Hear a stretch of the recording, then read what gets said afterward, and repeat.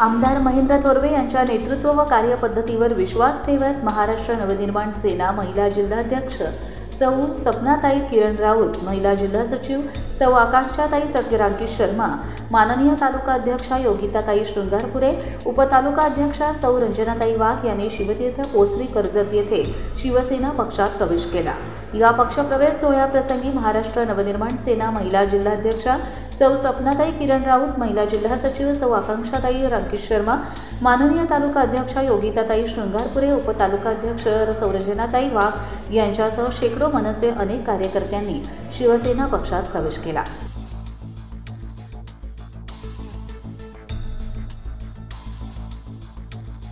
Karjat लाईव्हसाठी Mahesh Bhagat, Neral.